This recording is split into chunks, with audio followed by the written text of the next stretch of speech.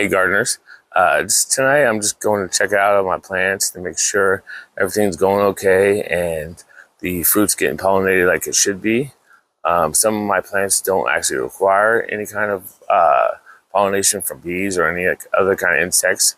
They'll just pollinate themselves, while some other plants do require them. So I like to make sure that all the veggies are getting pollinated, and if there's any kind of obstruction, any too many leaves that may be covering the flowers or anything like that, that the bees and other insects do have access to them and be able to see them clearly. So I like to just be able to come out and just check on all my plants. And so this is my corn plot. I have probably around 30 or 40 corn in here, which is probably a little too much, but I got a little overzealous from last year. I had a few corn from last year. I was like, got really excited. I'm like, let's just plant like 3 or 4 times as much in the same plot. But you do want them in blocks because the wind will help pollinate them.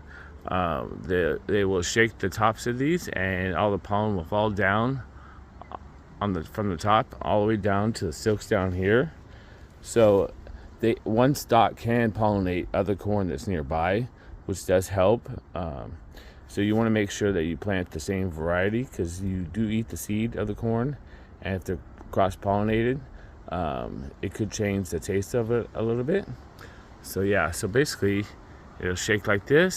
Sometimes you can even help itself, but I do have plenty of wind here, and it'll just fall right down.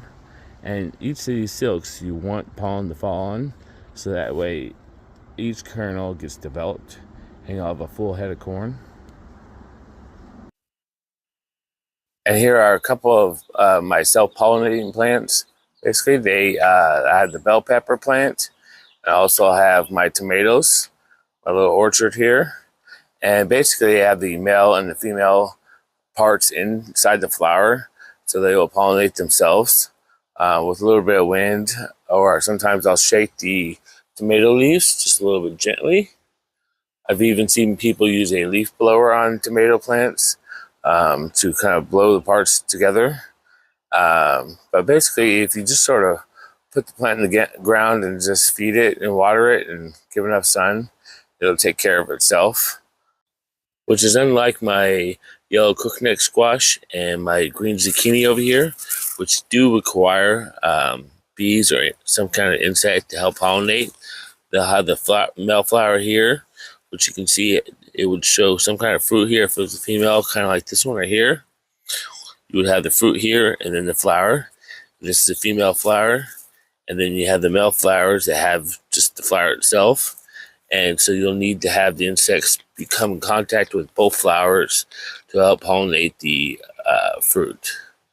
So there was just a few of my plants that have different ways of pollination. Got the tomatoes and the bell peppers who do self-pollinate with the male and the female parts inside the flowers. You have the wind pollinating corn that basically, that's why you plant in blocks, so that way when the wind shakes the pollen from the tassels at top, it falls onto the silks on the bottom. And you also have the ones that you basically require any kind of insects like bees, unless you want to self-pollinate them yourselves by using maybe like a Q-tip or something like that. But that's like your squashes or your cucumbers.